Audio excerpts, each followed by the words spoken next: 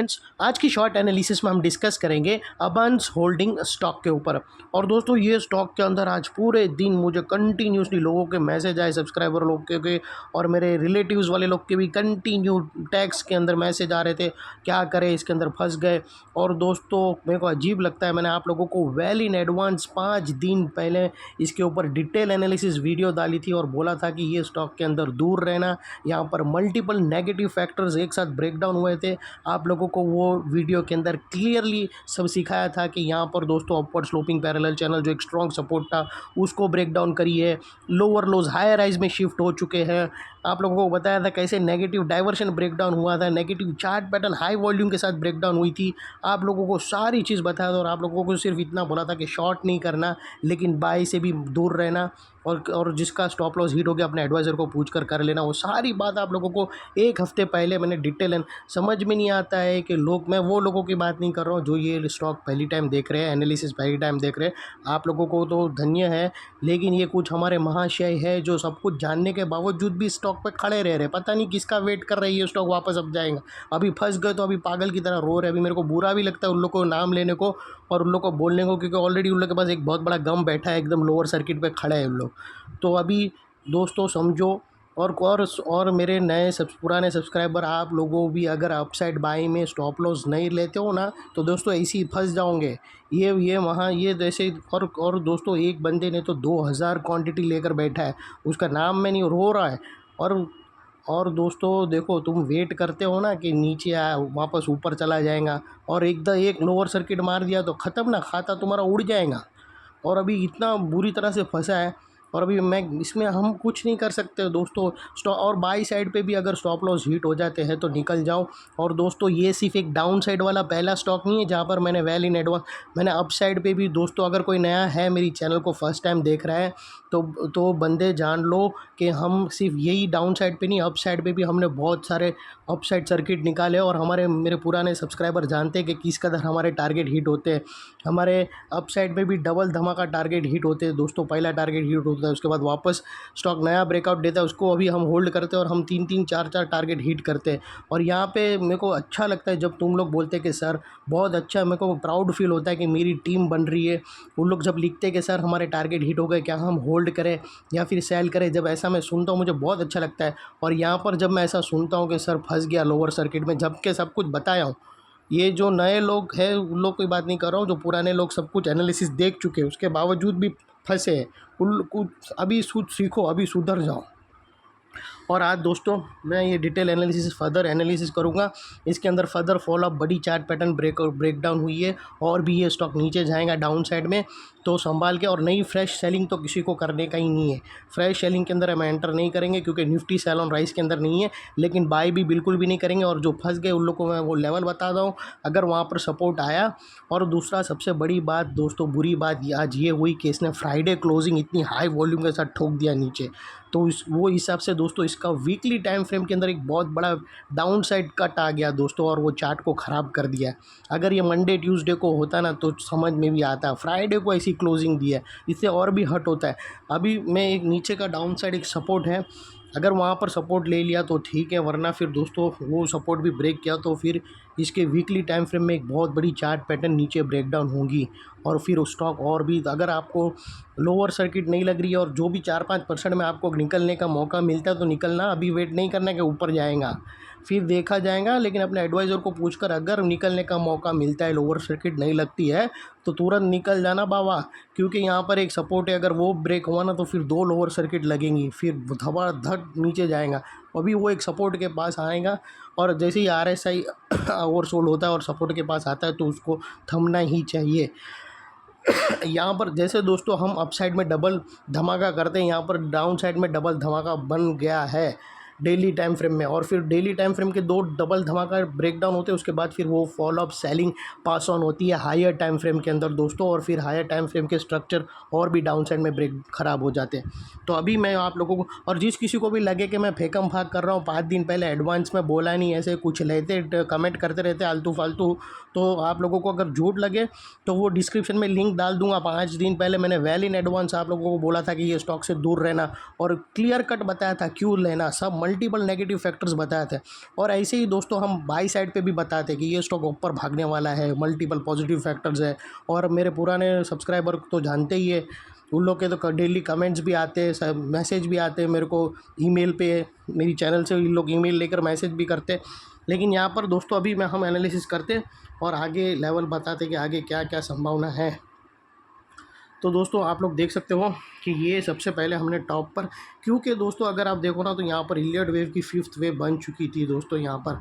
और ये 5th wave का अगर आप देखो ना तो ये 5th वेव की 5th वेव थी जो ट्रायंगुलर चार्ट पैटर्न ब्रेकआउट हुई। और साथों साथ दोस्तों उसने ये 4th वेव ब्रेक कर दिया। जब भी 4th वेव ब्रेक करती है तो फिर सीधा इलियट वेव की 2nd वेव को सैल्यूट करने जाता है। तो यहाँ पर अभी और फर्दर अप डाउन साइड आएंगी। और ये दोस्तों एनालिसिस में हमारी जो पुरानी फॉलोअप एनालिसिस थी ये एक हफ़्ते पहले, जहाँ पर ये ट्रायंगुलर चार्ट पैटर्न हमने प्रेडिक्ट करी थी दोस्तों। और मैंने बताया था कि ये triangular chart pattern down side में ब्रेक डाउन होंगी और ये स्टॉप लॉस रहेगा सेलर्स लोग का।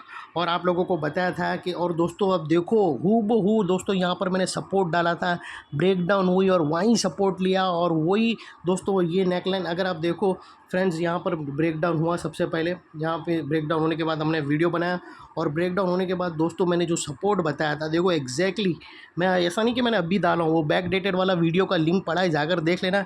ये ब्लू लाइन डाला था और वहाँ ही सपोर्ट लिया और सपोर्ट के बाद वहाँ से ही बाउंस, मतलब सपोर्ट को भी हूबहू उसने रिस्पेक्ट दिया। और सपोर्ट लेने के बाद मैंने ये भी बोला था कि वो सपोर्ट इसलिए लेगा क्योंकि वो ओवरसोल्ड हो चुका है। ओवरसोल्ड और सपोर्ट के पास जाता है तो बाउंस आता है, वो बाउंस भी आया। और बाउंस आने के बाद दोस्तों आप लोगों को मैंने बोला था कि जैसे वो बाउंस लेगा तो ये मत समझ लेना सब कुछ ठीक हो गया और अब पड़े रहो और ऊपर जाएगा।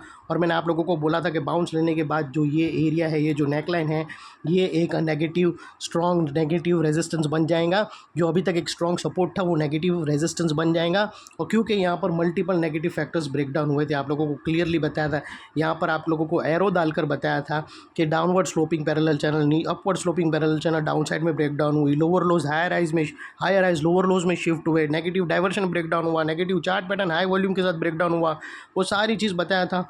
और इसने वही काम किया, इसने अपना काम दिखाया, इसने एक इम्पॉर्टेंट रेजिस्टेंस का काम दिखाया और उसने डाउन साइड में पुश किया और कैसा ज़बरदस्त पुश किया।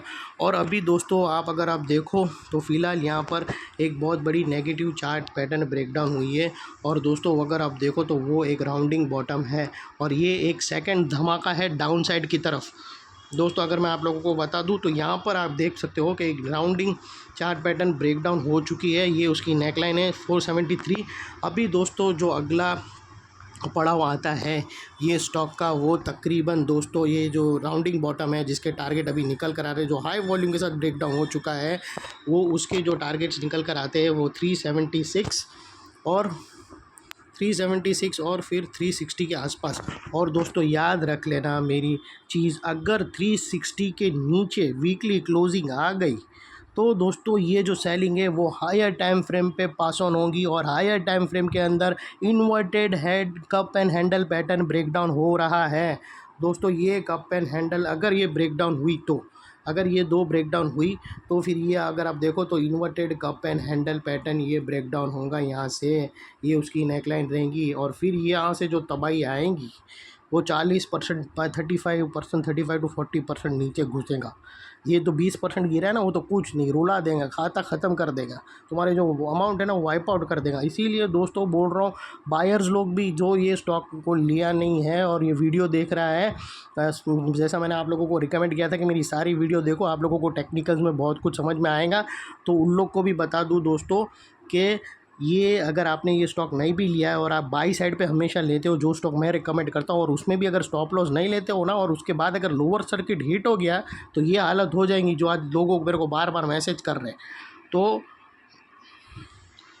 तो अगर आप स्टॉप लॉस को टारगेट से भी ज़्यादा इंपॉर्टेंट दो, स्टॉप लॉस को सबसे ज़्यादा इंपॉर्टेंट देना चाहिए, टारगेट से भी ज़्यादा। स्टॉप लॉस हिट हो जावे तो तुरंत बाहर निकल जाओ, क्योंकि वो डाउन साइड रिस्क खुल जाती है, आपके कैपिटल वाइप होने उड़ने के रास्ते नीचे खुल जाते हैं। और अभी दोस्तों फ़िलहाल 376 360 एक आखिरी सपोर्ट है। और यहाँ पर अगर बाउंस यहाँ पर वापस अगर ओवरसोल्ड हो जाएगा तो अगर सपोर्ट के पास जैसे यहाँ पर एक बाउंस आया था तो इधर अगर बाउंस आता है तो अपने एडवाइज़र को पूछकर पहले निकल जाओ। अभी भी फिर यही मेंटलिटी नहीं रखना कि वापस बढ़ जाएगा और वापस वही लेवल आ जाएगा और वो आ भी गया लेवल तो भी अफसोस नहीं करने का, क्योंकि निकलना बहुत ज़रूरी है। सबसे पहले उठाया हुआ लॉस सबसे कम लॉस होता है।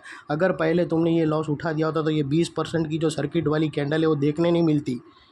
लेकिन अभी क्या करें, हो चुका है अभी। और मेरे को बुरा लगता है कि मेरे स्टूडेंट यार, मैं मेरे इस टीचर का इतना फेवरेट था और आज भी हूँ, और वो मेरे को बहुत रिस्पेक्ट, लेकिन तुम लोग ऐसा काम करते जब कुछ सब कुछ इन एडवांस बताने के बाद, तो बहुत बुरा लगता है। अभी ठीक है, ये तुम्हारे लिए एक लेसन है, और मैंने भी ऐसे फेस कर चुका हूँ। उसके बाद मैं सुधर गया, और ऐसा मेरे एक ही बार, अपन फिर बार बार नहीं। और मैं इतने कभी सर्किट में तो मैं फंसा ही नहीं हूँ आज तक। तो समझ लो दोस्तों, ये थी एनालिसिस। यहाँ पर अब ब्रेकडाउन हो चुका है, और अभी जो नेक्स्ट टारगेट निकल कर आते हैं 376। और एक बार दोस्तों याद रखना कि अभी ये जो राउंडिंग चार्ट पैटर्न ब्रेकडाउन हुई है, और ये जो उसकी नेकलाइन है ना, ये एक अभी इम्पोर्टेंट रेजिस्टेंस बनकर खड़ा है। पहले जैसे मैंने आप लोगों को बताया था, ये ट्रायंगुलर चार्ट पैटर्न जो एक आप लोगों को, जैसे मैंने पहले ये जो निकाल के बताया था ट्रायंगुलर चार्ट पैटर्न यहाँ पर, और ये उसकी जो नेकलाइन थी, और आप लोगों को बोला था कि ये एक इम्पॉर्टेंट रेजिस्टेंस बनकर खड़ा है, क्योंकि यहाँ पर multiple negative factors break down हुए हैं। वैसे ही दोस्तों, ये अभी एक ये जो इम्पोर्टेंट रेजिस्टेंस था वो पास ऑन हुआ है ये एरिया पे।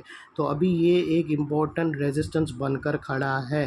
तो जब भी दोस्तों ये ओवरसोल्ड होगा, और यहाँ पर आकर अगर बाउंस मारा और ऊपर आया, तो ये मत सोच लेना कि सब कुछ ठीक हो गया। यहाँ से आके फिर वापस धड़ल्ले से नीचे आएगा। जो यहाँ से ऐसा नीचे आया था, वैसा नीचे इधर आएगा। तो अगर आपको बाउंस मिले, ओवरसोल्ड हो जाएगा, सपोर्ट के पास आ जाएगा, तो बाउंस आ सकता है। तो मिले तो निकल जाना दोस्तों। जो लॉस आएगा वो हिसाब किताब बाद में करना, पहले निकलो, बाहर निकलो। और दोस्तों 376 और 360 के बाद भी अगर आप खड़े रहे सब कुछ समझाने के बाद, तो फिर और लंबी डाउ नीचे खेलते रहना। फिर तो तुमको भगवान, अल्लाह, गॉड वही बचा सकता है। और दोस्तों ये थी एनालिसिस। अच्छी लगे तो प्लीज़ चैनल को लाइक, शेयर, सब्सक्राइब करते रहना।